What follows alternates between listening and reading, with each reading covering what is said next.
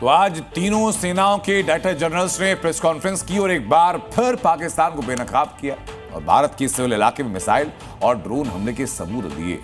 पूरी दुनिया को हिंद की सेना ने बताया कि कैसे भारतीय एयर डिफेंस सिस्टम ने पाकिस्तान के हर वार को बेनकाब किया, हर वार को बेकार किया। एयर मार्शल ए के भारती ने बताया कि पाकिस्तान के हमले की हर साजिश को भारत ने multi layer air defence system से तबाह किया। Multi layer air defence system में ड्रोन को एयर डिफेंस गन से निशाना बनाया जाता है। हवाई हमले को बेअसर करने के लिए सोल्डर फायर मैन पैड्स का इस्तेमाल किया जाता है। साथ ही short range surface to air missile, जिसको एसएम कहा जाता है, उसका इस्तेमाल किया जाता है। और हर हवाई हमले को नाकाम बनाने के लिए air defence fighter alert mode में रहते हैं। हमला बड़ा हो तो उसके बाद जो रेंज आती है वो आती है long range air defence missile का, उसका इस्तेमाल किया जाता है। ये सब कुछ 4 चरण की जो डिफेंस लाइन बनाई गई, इसका पूरा चार्ट आज दिखाया गया। भारत की ग्राउंड तैयारी और तगड़े एयर डिफेंस सिस्टम के आगे पाकिस्तान की एक ना चली और हर वार बेकार। लेकिन पाकिस्तान को घुटनों पर लाने वाला OSA AK डिफेंस प्रणाली और पेचौरा सिस्टम का अहम रोल रहा। अब ये क्या होता है समझिए ना। OSA AK डिफेंस प्रणाली जो जमीन से हवा में मार करने में सक्षम है, ये 15 से 18 किलोमीटर तक सटीक हमला कर सकता है। ये एक तरह का पोर्टेबल मिसाइल डिफेंस सिस्टम है जो बारी बारी से आता है। बारी आती है पेचौरा सिस्टम की, जो सतह से हवा में मार करने वाला मिसाइल सिस्टम, और इस सिस्टम का सफलता का दर है 92%। पाकिस्तान को घुटने पर लाने में आकाश मिसाइल का अहम योगदान रहा। रेंज लगभग 30 से 70 किलोमीटर की, ऊंचाई पर हमला करने की क्षमता 30 मीटर से 18 किलोमीटर तक की। इसे मोबाइल लॉन्चर से लॉन्च किया जा सकता है और खासियत यह कि 64 टारगेट को एक साथ ट्रैक करता है और 12 लक्ष्यों को एक साथ खत्म कर सकता है। अब याचना नहीं, रण होगा।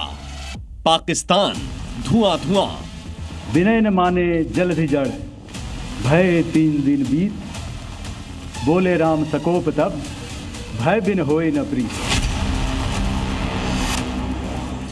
आतंकी ठिकानों का काम तमाम, आगे और भी खतरनाक अंजाम। पाकिस्तान से आतंक की सफाई के लिए जैसे ही हिंदुस्तान ने ऑपरेशन सिंदूर का तबाही मोड ऑन किया, आतंकी आका थर थर कांपने लगे। शहबाज मुनीर की जान हलक में अटक गई और पाकिस्तान की आवाम त्राही त्राही करने लगी। सिर्फ 72 घंटों में पाकिस्तान की सारी हेकड़ी निकल गई, सारी एटमी सनक, सारा जंगी खुमार चकनाचूर हो गया। लेकिन पाकिस्तान अपनी हार में भी जीत वाला राग अलापने लगा, पूरी दुनिया में अपनी शेखी बघारने लगा।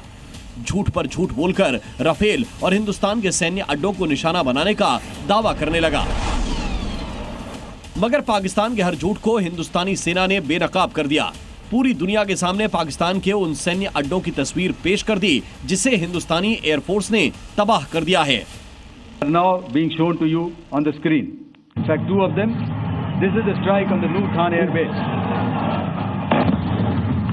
and you can see the effect. I'm sure most of you have seen the video. I have also picked it up from your sources only.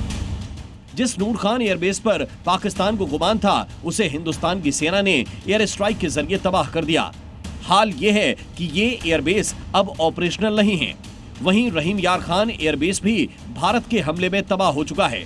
इस एयरबेस को भी जबरदस्त नुकसान हुआ है।